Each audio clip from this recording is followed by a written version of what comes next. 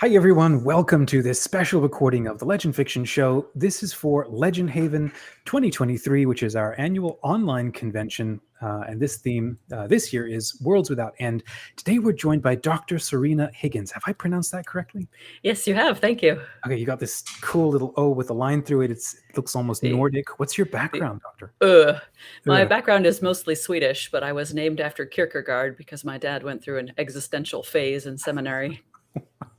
So Dr. Sørina is an editor, writer, English teacher, and scholar of British modernist literature. Her academic work focuses on Charles Williams, who is the Oddest Inkling, and magic in modern drama. As you can imagine, I had to reach out and say hi when I bumped into her on Twitter. She's currently revising a volume of short stories, Shall These Bones Breathe, and previously published 2 books of poetry, Caduceus and The Significance of Swans. Sørina is a certified square-foot gardening instructor who lives on a homestead in upstate New York with her husband, their Border Collie, Pup, a brace of cats, and a chattering of chickens. Is that that's the legit word for a group of chickens, is a chattering? It is one of the many options. There's a surprising number of terms of venery for flocks of hens. It's hilarious. I learned that a group of cats can be called a glaring. Oh, that's perfect. Awesome. That's really nice. Dr. Sørina has also launched a project, which we'll talk about at the end, called Word Hoard. Do you pronounce it any special way? We've just been saying word hoard, but we'll probably put up a whole page of etymology and all the puns that we have behind spelling word with a Y in it. Yeah, because I want to say weird hoard, but that's anyhow. Feel free, because there are 4 weird women who are involved in the Word Hoard project. There you go. There you go. Okay, so we'll come back to that at the end. But I wanted to welcome you on to chat today about the Arthuriad. The saga of King Arthur, because you've written this phenomenal book on how King Arthur influenced the 4 Inklings.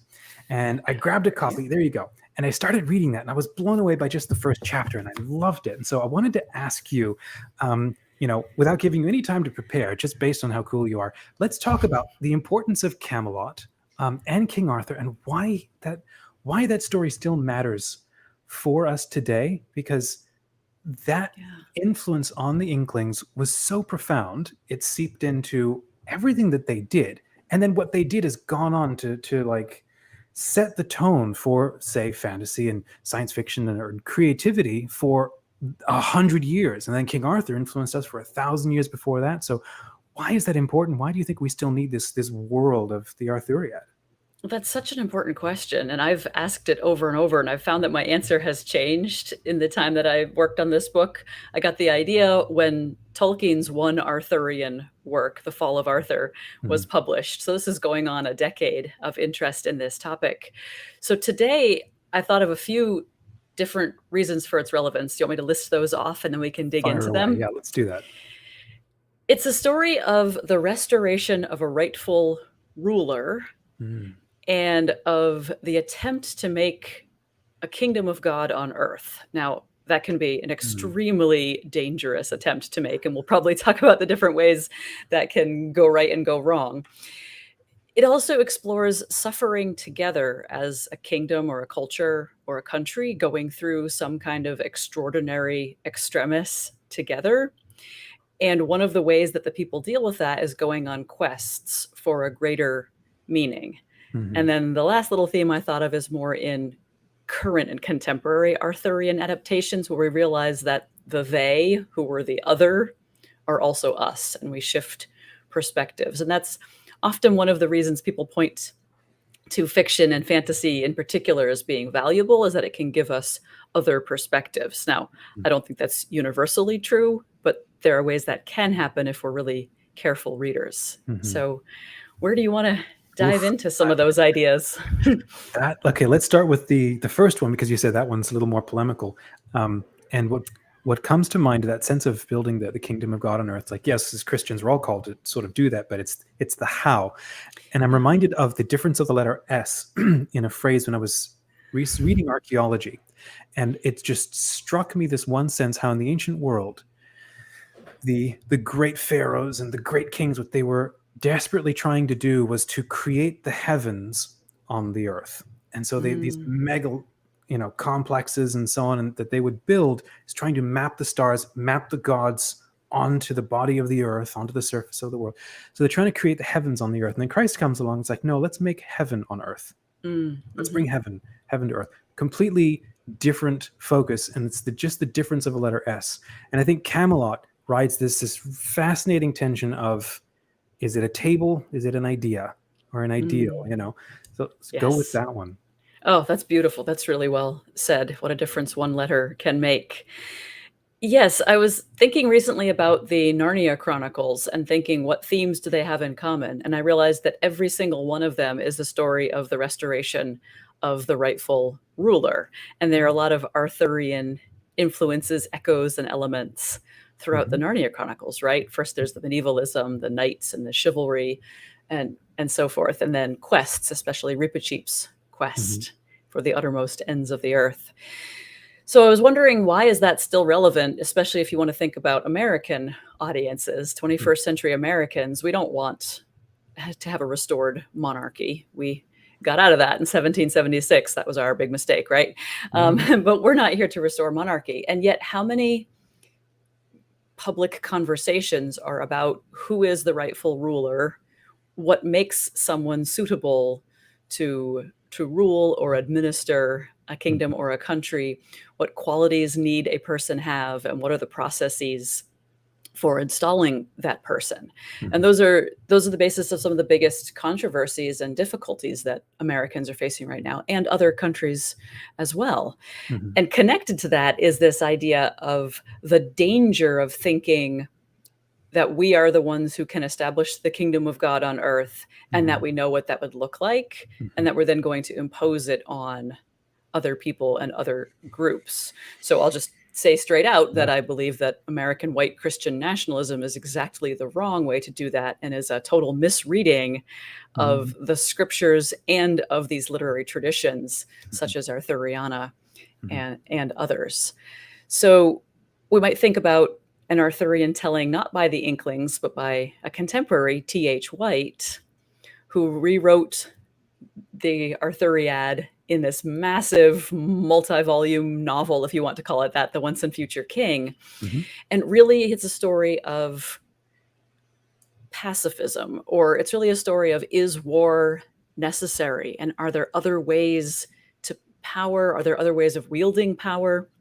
So he ends up having Arthur discover the idea of using his might, his power, for right, instead of saying that my might is the right and therefore I can do whatever I want. Charles Williams explored the exact same thing in 1938 in Taliesin through Logres. He has Merlin standing on a high point in Camelot looking down at the coronation. And Merlin is aware that Arthur has a question in his mind. And in Charles Williams's difficult syntax, the question is, the king for the kingdom or the kingdom for the king? And so if you pause and think about that, you'll realize Arthur is asking the question, am I going to use my new power to serve myself? That would be the kingdom for the king. Or am I here as a servant to further the interests of my people? And unfortunately, he answers the question incorrectly. And that's one of many great falls that leads to the downfall of the once in shining moment, the beautiful vision of Logres, which would be the spiritual Britain on earth. Yeah. I think the that point you, or the question you raised a little earlier, you said, how do we set this up so that we know what to do? And the whole sort of catalyst for this story is Merlin and the sword and the stone. And what's fascinating about that is that all of the political efforts weren't able to create something that everybody could agree to and unify them under the crown. But it took Merlin being this profoundly mystical, magical, shamanic character who does something that is completely ridiculous, pull a sword out of an anvil. There's nothing practical about that. But why do you think that is important? And not just running a consensus or having, polls, and is there a lesson there that you think is also important?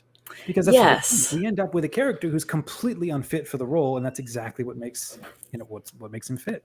And we could compare other works by the Inklings that have these unexpected heroes, right? These ordinary people like Sam Gamgee, rising to the occasion. So I've been wrestling with that question in my mind all day, or ever since you brought up this topic, and it has something to do with a sacramental reading of reality. Now, I'm not very good at this, so so you'll need to get Richard Rowland on to talk about the symbolic world, to do a sacramental reading of Arthuriana if you haven't had him yet. But it's something about the absolute importance. I don't want to use the word absolute, that has too many philosophical overtones. Something about the crucial nature of material reality and of embodiment, and of the fact that those things are both real and important in their own ontology, but also that they carry great spiritual significance. So you're right, little Arthur, or Wart, was not suitable to be a king in one sense. He didn't have a military record. He didn't have a bureaucratic resume. But wielding of this significant implement both reveals and grants some kind of spiritual authority. And then it turns out that he was, for a time, before things went wrong, he was the right man for the job because of his humility and his willingness to learn and his ability to surround himself with good advisors and to be that servant. Right? And then we could come to the other very significant sacramental object, the Holy Grail, which I hinted at in my mention of quests. Yeah, absolutely. There's with that catalyst, it's this sort of mystical or religious intrusion into the culture that nobody expected, in the same way that I'm fascinated by the story of the Green Knight and Sir Gawain, in the same way that we've built up a world that we think we understand and that makes sense, but we've missed the fundamental problem that we have not accounted for everything, because we're human. And because we haven't accounted for everything, it's going to come back to bite us. And so we get this sort of inoculating Sword in the Stone, or the Green Knight, who's this completely other, aspect to reality that we cannot account for, that just walks right in or rides right in and demands that we incorporate it and recognize it. And it's that fringe, So there's that. I think that's the role that religion has to play in light of building a Camelot, is that it can. This is why the church has come into so many problems throughout the ages, because it would end up serving the state, or the state would try to serve the church, and you end up getting stuck in this inappropriate relationship, and having it function as this catalyst to help reminding you of, here's everything that you're ignoring that is also just as real. And I think suffering is a massive part of this, and that I think that's a segue to your next point about the whole thing of Camelot is how we suffer together. Where would you go with that? Right. Again, to go to Charles Williams' retelling, although now that I'm thinking about it, it might apply to most of the retellings. We start with a kingdom in great distress. Now, whether that's the lands around Carbonek, where the Fisher King lies wounded, and so his land is barren and unproductive because of his wound. So whether it's so many apocalyptic wildernesses and landscapes, every quest that the knights go through. Yeah, either they have to pass through it, or they begin in it and want to come back to it, or they encounter it on their journeys and want to heal it, or whether it's the beginning of That Hideous Strength, which is Lewis's Arthurian novel, right? Where you have this government fake scientific entity that's starting these eugenic experiments, and turns out they're actually communicating with demons and making an opening in the world for the demons to come through. Or whether it's the beginning of Charles Williams' cycle, when we have oppressive and inefficient kings who are just allowing poverty to run rampant. And so the common people are hungry and starving and freezing in the streets in a bitter winter. Whatever it may be, the stories often begin in a wasteland condition, to use T.S. Eliot's phrase, right? And so there must be some restoration of that.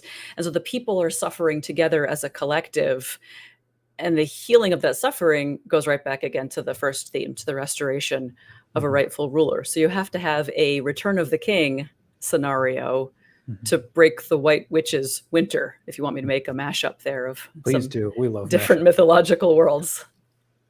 Yeah. Oh, that's so true. I remember the one thing that I loved and always impressed me was, I don't remember the feast day, but there's the one particular feast day. It might be Pentecost in King Arthur's court, where they're not allowed to eat or something until someone brings in a story so compelling, somebody has to get up and go solve the problem. Can you imagine a culture or a local governor, anyway, not necessarily a country, but who operated that way? It was like, I'm not going to have dinner until somebody brings me a bad enough problem that I can't eat until it's resolved. And then we all are moved by the story of this thing. I mean, that's such an incredible, like you said, resolving that suffering. And he expects a wonder. Everyone just sort of sits around, their arms crossed, twiddling their thumbs, waiting until a wonder wanders in across the threshold, whether it's a green knight who then ends up carrying out his own head, or whether it's a maiden in distress saying, my sisters are turned into pigs and there's a dragon ravaging my lands, whatever it may be. And then we have the quest. We have someone, one hero, or in the case of the Grail quest, nearly all the heroes, going out to try to set things right, or more often to make some sense out of things.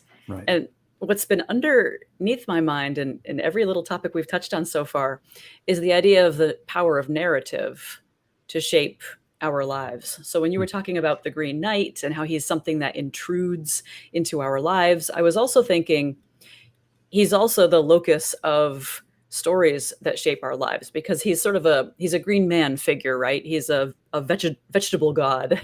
He's sort of a Fraserian dying and rising god figure connected with the seasons, and the color green is very important there. This was brought out in the recent film adaptation, the idea of an ecological reading of the Green Knight. But I see that as being the one story that everyone is telling over and over and over again, as a story of dying and rising gods or heroes or concepts, and the need for resurrection, and that quest is somehow an essential part, going out on a journey to begin one's story.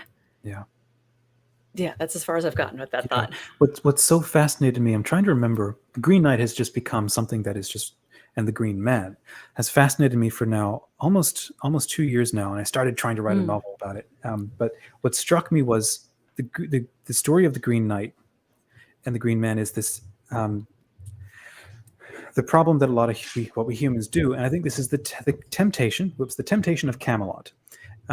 If you are not corrected by, let's say, an enchanted reality, if you're not corrected by reality, we're going to keep building Camelot. And then you end up with, for example, that movie Elysium with Matt Damon, for example. I don't know if you saw that. It's kind of like apocalyptic sci-fi thing where all of the people live in a floating Camelot high in the sky, and everybody else is living in trashed out Johannesburg or something. And there's none of that communion that is happening, with everybody.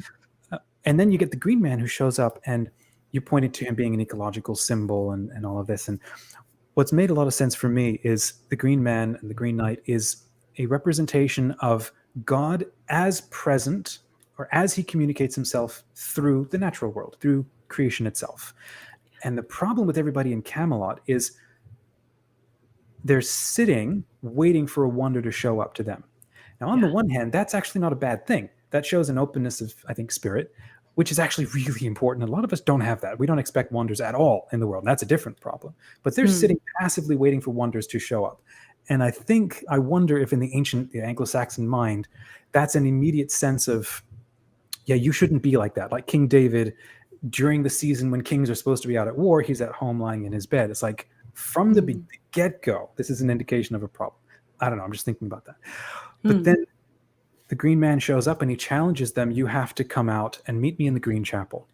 And what's riveted me is that, and I think this is the message of Camelot for us today, is humans, we have to live. Oh, pardon me, I'm all over the place. This was a talk that came out in the last con, and it's riveted me since, which was Deacon Kotar. He made the point that men must live in tension between Camelot and the Green Chapel. We can't live exclusively in one or the other. You can't live completely out in the wilds, because we lose that civilizing aspect of our humanity that has to be nurtured and cultivated. But then Camelot is all nurturing and cultivation, and there's no wildness. And humans can't live in that either. So we have to live in a tension where we're inoculated by both, and where we're involved and living in both.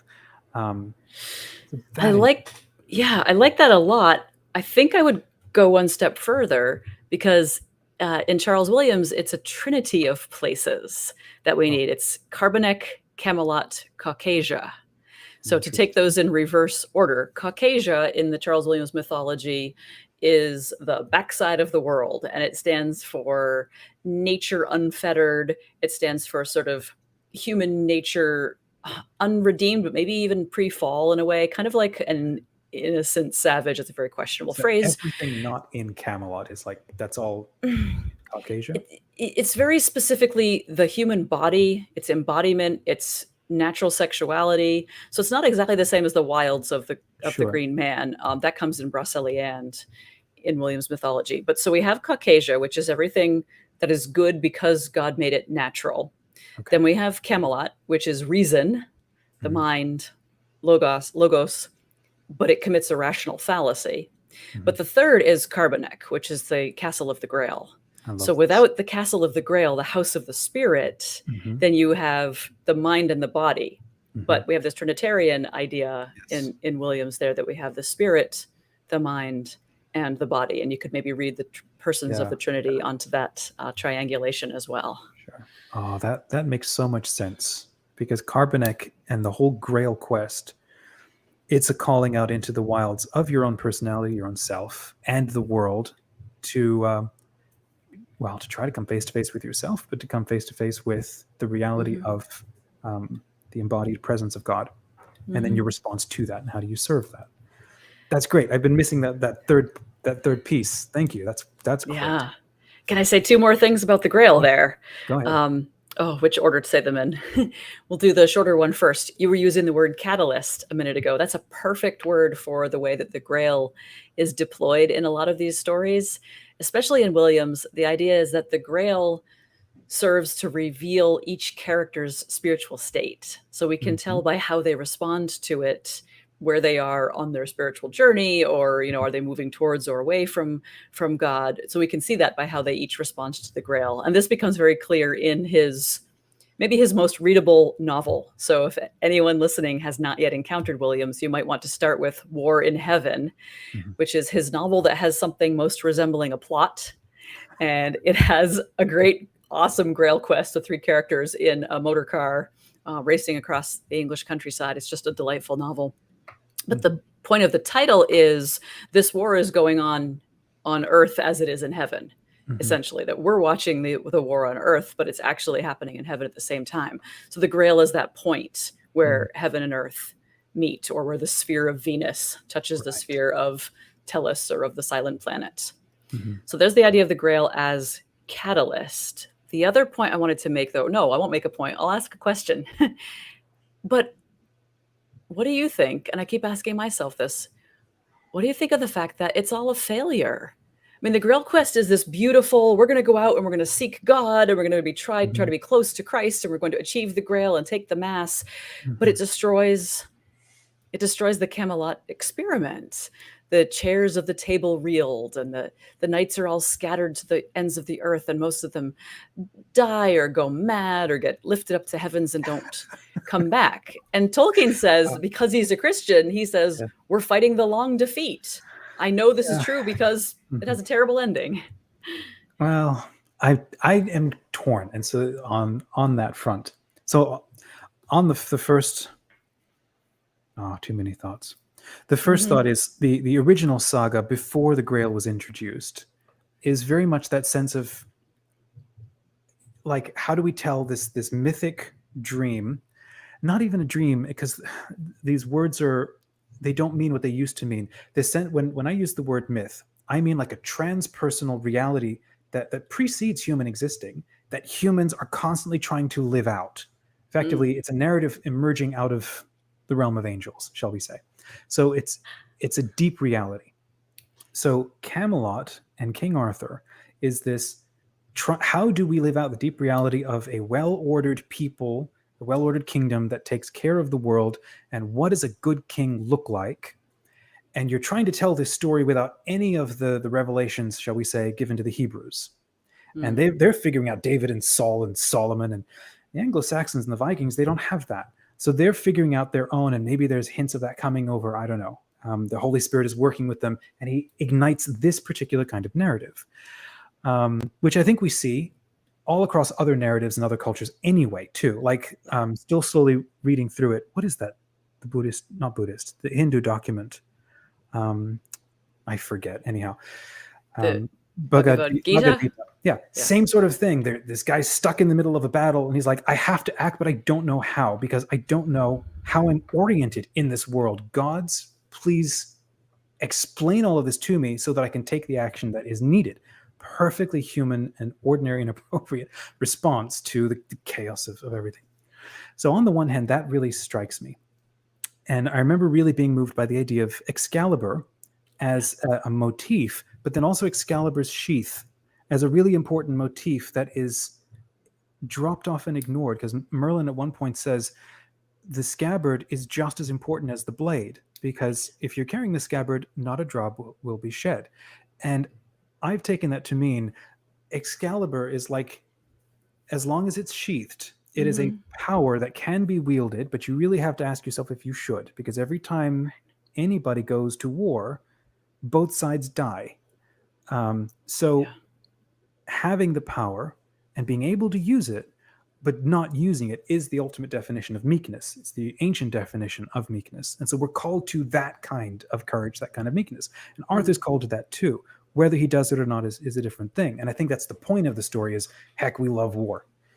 But when you introduce the Grail quest, all of a sudden, like you say, we're reoriented towards Carbonek, and we're now reoriented outside just this immediate realm. Right. And there is so I am torn between this idea of the long defeat, because I believe there's a point where this is why we are here. This is where the Buddhists get it right as well. We're here to diminish suffering for each other, for ourselves, help our brothers, love God, your brother, and yourself. Part of doing that is creating, as best as possible in every age, the most fair and equitable society, bringing about of holiness. And the only way you can do that is starting with yourself, resolving things like traumas and eradicating sin and embracing shadow and doing inner work and becoming the best version of yourself. And if we're all trying to do that as a culture, I think at some point it won't be a defeat, or maybe it's just we'll never totally win. I don't think we will win. I think that's and I'll wrap with this. This is the proving ground, the training ground. And when you're in a training ground, there are no winners. There are, can you hold the line? Can we improve things? Because this is part of a bigger narrative. And I think that's why King Arthur has to end the way that it does, with a eucatastrophe, with the option that Avalon will come back. It's, and Avalon is a reality. And then you're like, wait, I didn't know there was another level to this game. There's another Narnia going on here where other things happen. That was at the beginning. But only when things get really, really bad is when something else is revealed. I don't know. It was probably a rambling thing. That's good. That's well said. Yes, it's the striving to establish those just and equitable kingdoms, but they never last. They may have that brief and shining moment. There may be a quick minute when we get a glimpse. If the kingdom of God were operating on earth, it would look like this microcosm on a macrocosmic scale, but it's gone. You just get the glimpse of it and it's gone. So I think that's the long defeat. But then you mentioned the eucatastrophe. We need a deus ex machina. And maybe this is my Calvinism coming through, is that the way I see it is that you must have the divine invasion into the human story, that no human narrative is ever going to build that kingdom in any lasting way. And it's not going to be on this earth. I think that's what Tolkien is getting at. And so he and Lewis set their stories in other worlds where they can play with the metaphysics, although of course Middle Earth turns out to be a prehistory of our own. Whereas Williams does it the other way around. He has the divine invading this world. But in both cases, it's that the something more, the thing behind the Grail, the thing behind the sword and the stone, the thing behind Excalibur is not of this world. And we can never really wield it and never really achieve it. It's like, it reminds me of Chesterton's White Horse and his ballad, and how human living is always the rescraping and the recreating of that horse. It's the horse that we have today is not the horse from 2,000 years ago. It's like the whole ship of Theseus. Ship of Theseus, yeah. Exactly. So, hey, if you get that reference, drop a comment, friends. But that sense of always recreating, I think the whole, like again, we were saying, the whole point of Camelot is not the building of the perfect kingdom. I think it has to be that beautiful, glorious glimmer, that flash in the pan, but the temptation is to want it to stay, because as soon as you settle for that, like you say, that's the logical fallacy. Nobody heads over to Carbonek because everybody's very happy in Camelot. And it needs to collapse because nobody's going on Grail quests, at least not in an appropriate way. And I think what remains, when all of it falls apart, what remains is all of the people, the rank and file, the knights who've been transformed by this experiment. And I think all of human living is this continual experiment of, given who we are and where we are and when we are, what's the best we can do. 50 years from now, 200 years from now, that's going to change. There's different people in play. That seems to me the value of what Camelot is why the story matters is that. That's good. That's good. Another way to think about that is that the story shows that longing that activates us to go on these quests, that joy, that Sehnsucht, that yearning that we have, that we're never quite satisfied. So, okay, suppose we managed to build this utopia. It wouldn't satisfy us for more than a few minutes. We would always want something more. And that's on purpose. That's by design. God built into us what Lewis calls the divine discontent. If I feel in myself that there's nothing in this world that will satisfy, it's evidence that I was created for another world. So we will always want to sail off the edge of this world, past the waves into the sunrise or the sunset. We always want to sail to those blessed isles in the west, right? Totally. I love that reference to Narnia, and how, like you said, each book is a restoration of a specific different thing, and in each one of them tackles a different area, and it's like, well, I mean, Lewis was in love with the medieval view of how the whole cosmos hangs together and all the pieces are part of everything, and so it's like you're traipsing not just around Narnia, you're traipsing through the cosmos and reintegrating all the different parts that we've missed. And I think this actually is maybe we've addressed your final point. I think you wanted to say the whole they is us, and where do you want to wrap with that one? There are some challenges with reading the earlier Arthurian tales, just some practical challenges of the language and so forth. But there are some challenges for us as 21st century readers, maybe, in approaching some of the earlier literature. And one of those is the importance of othering for some of the tales sometimes. There's often tales of conquest, tales of Christians versus Muslims, of Christians versus quote unquote barbarians and so forth. But one big change in Arthuriana in recent years is having the tales told from quite different perspectives. So having stories written by people from other cultures who didn't grow up with Arthuriana and that don't have legends of Arthur landing in their countries, right? And of course, what we find out then is that they are us and that I am the other. This is a huge theme in my mind these days, is the rhetoric that divides us is inaccurate. It's not that we are the ones who have the right perspective and we're the ones who have the logic and who have the ethics and they are wrong. Everybody has these deep reasons for what they believe that have taken them decades to come to those conclusions. And so a lot of times the stories will then take an other, like, for instance, the Saracen knight, his name's pronounced variously, seems to be Palamedes and Charles Williams for the rhyme, Palamedes.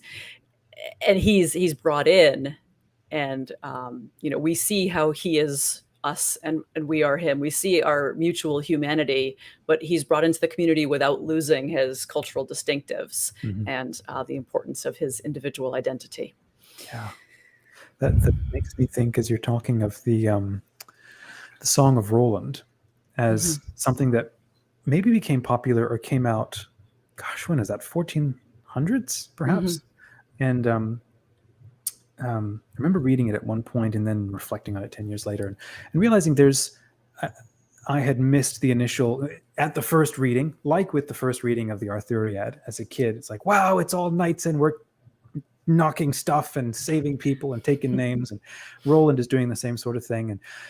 And then I begin to realize the Song of Roland, and it's like King Arthur. It is an awful story, in the biggest sense, because the carnage and the warfare and the dehumanizing, like you say, of the other. And then he gets to a point where his compulsion for honorable action and so on takes him to a point where he has now killed himself and his friend, and he has put himself at unnecessary risk. And a lot of it seems, I mean, that's something when everybody, signs up for recruiting office, that's kind of in the back of their mind. Oh, I'm going to have a great time and we're going to be all heroes and so on. And then it takes your old, maybe traumatized war heroes who come back and start digging through the myths that are animating them. And then you get something like King Arthur. And I think what's so powerful about that is that you're left at the end with, again, not the rubble of a civilization.